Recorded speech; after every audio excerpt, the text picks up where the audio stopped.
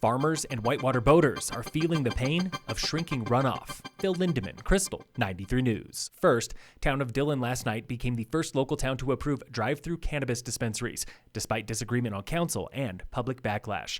Laura Brown with youth substance prevention group Communities That Care. It isn't about the legalization of marijuana. It's about that perception of harm that we see elevated in our youth already, and the accessibility. Vote was 4-3 in favor of drive-through pot. Mayor Carolyn Scavira voted yes, saying it's a chance to be leaders in regulation. Karen Kaminsky voted no, believing easier access is bad for Dillon, siding with the public comments. One man was seriously injured yesterday afternoon in a single vehicle crash near Summit High School. State Patrol is investigating a possible DUI on Highway 9, where the vehicle crashed and rolled, landing on its roof around 4:30. The driver was taken to the hospital with multiple serious injuries. No one else was involved.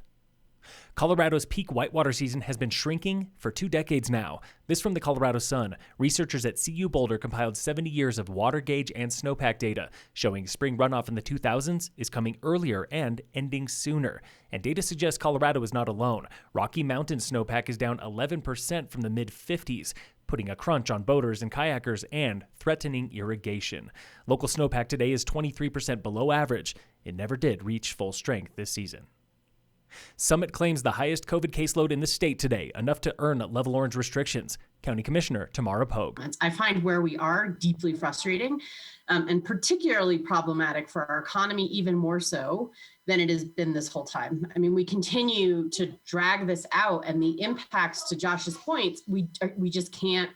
Our business community cannot hang on much longer. Other metrics show progress. Just 2 COVID hospital admissions in the past 4 weeks and no local fatalities in 8 weeks.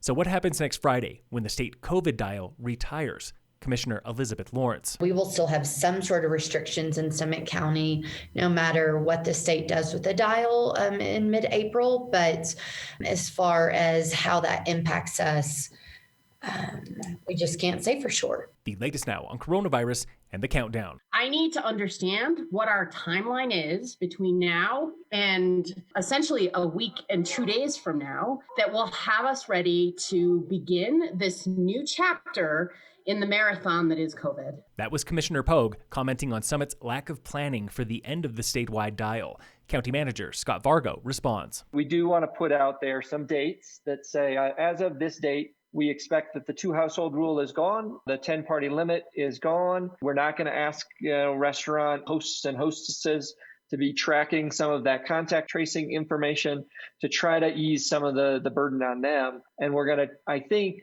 again, try to refocus our energy around wearing masks, washing hands, maintaining distance where you can. Officials hope to have draft rules ready by tomorrow for approval as early as next week, planning for rollout before Memorial Day.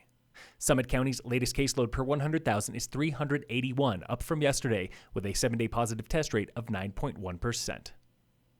Breck Film Fest is warming up for Oscars season with 15 Oscar-nominated short films. Showing now online are nominees for Best Animated, Live Action, and Documentary Shorts. Access is $12 per genre, $30 for all 3 at breckfilm.org. In sports, the Rockies lost to the Diamondbacks last night 10-8 in 13 innings. The Nuggets beat the Pistons 134-119. Today, the Rockies play the D-backs at 6:40. The Nuggets host the Spurs at 7. Then the Avalanche face the Wild at 7. And in local sports, brought to you by American Family Insurance, the Weiss Agency, Summit High Volleyball forfeited yesterday's match against Steamboat for their 6th loss of the season. Today, girls rugby plays girls rugby at home for inter-squad scrimmages. Phil Lindeman, Krystal, 93 News.